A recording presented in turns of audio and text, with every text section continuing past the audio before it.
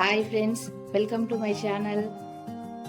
ఈరోజు నేను 11వ శతాబ్దంలో చోళ రాజులు నిర్మించిన అతి పురాతనమైన జంబుకేశ్వర ఆలయం దగ్గరికి వచ్చాను.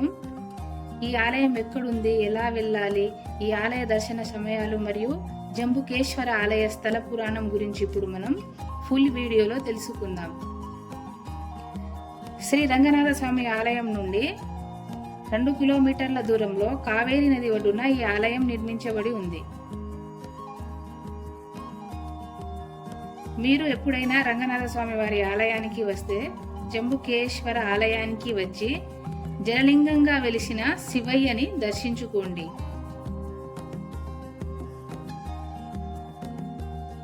పరమశివుడు కొలువైన పంచభూత క్షేత్రాలలో రెండవది జంబుకేశ్వర ఆలయం.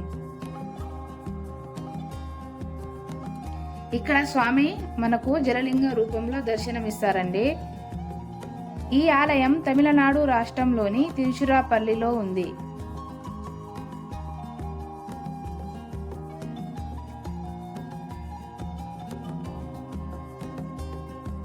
ఈ ఆలయం మొత్తం 5 ఎకరాలలో నిర్మించబడి ఉంటుంది.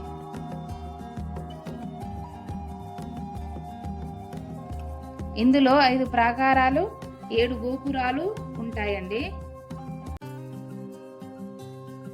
ఈ ఆలయంలో స్వామివారిని జలలింగేశ్వరుడుగా, అమ్మవారిని అఖిలాండేశ్వరిగా పూజిస్తారు. ఈ ఆలయ ప్రత్యేకత ఏమిటంటే ఇక్కడ అమ్మవారు, స్వామివారు గురు శిష్యులుగా ఉంటారు. అందుకే అఖిలాండేశ్వరి అమ్మవారికి జంబుకేశ్వర స్వామికి కళ్యాణం జరగదు. ఇక్కడ దర్శన సమయాలు మనకి ఉదయం 6 నుండి మధ్యాహ్నం 1 వరకు తెరిచి ఉంటుందండి ఆలయం. తిరిగి సాయంత్రం 4 నుండి రాత్రి 9:30 వరకు ఓపెన్లో ఉంటుంది. మేము ఉదయం దర్శనానికి వెళ్తామండి. మాకైతే గంటలోపే దర్శనం కంప్లీట్ అవుతుంది. సాధారణ సమయాల్లో అయితే గంటనే పడుతుంది దర్శనానికి, కానీ పండుగ సమయాల్లో 2 నుంచి 3 గంటలు పట్టవచ్చు. మేము చెప్పాలంటే అండి, మేము ఈ ఆలయం నుండి 8 కిలోమీటర్ల దూరంలో ఉంటాము. మంత్లీ ఒకసారైనా వచ్చి దర్శించుకుంటామండి స్వామివారిని. జంబుకేశ్వర ఆలయానికి మరొక పేరు తిరువనక్కావెల్ అండి. తమిళంలో అయితే తిరువనక్కావెల్ అని అంటారు. ఈ ఆలయ స్థల పురాణం ప్రకారం అయితే ఇక్కడ శంభుడనే ఋషి నివసిస్తూ ఉండేవారు. ఆ ఋషి అత్యంత శివభక్తుడు. శివుణ్ణి పూజించనిదే మంచి నీరు కూడా స్వీకరించేవారు కాదు. కాలం గడుస్తున్న కొద్దీ శంభు ఋషికి పరమశివుణ్ణి ప్రత్యక్షంగా పూజించాలనే కోరిక కలిగిందట.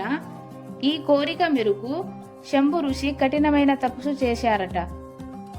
పరమశివుడు శంభు ఋషి తపస్సును మెచ్చి వరాన్ని కోరుకోమనగా ఋషి, స్వామి నిన్ను ప్రత్యక్షంగా స్వయంగా పూజించే వరం కావాలని కోరుకున్నారట. వెంటనే శివయ్య అంగీకరించి, నేను ఇక్కడ లింగ రూపంలో వెలుస్తాను, నువ్వు జంబు వృక్ష రూపంలో ఉండి నన్ను పూజించు అని వరం ఇచ్చారట.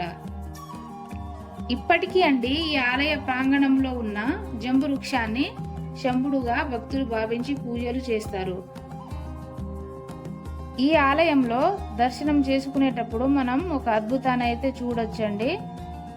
గర్భగుడిలో శివలింగం పై నుంచి 24 గంటలు జలం అయితే ఊరుతూ ఉంటుంది. ఇది ఎక్కడి నుండి వస్తుందో ఎవ్వరికీ తెలియదు. ఆ లింగం చుట్టూ ఎటువంటి వాటర్ సోర్సెస్ ఉండవండి, కానీ జలం మాత్రం ఊరుతూ ఉంటుంది. మీకు మా వీడియో నచ్చినట్లయితే సబ్స్క్రైబ్ చేసుకుని లైక్ బటన్ అయితే ట్యాప్ చేయండి.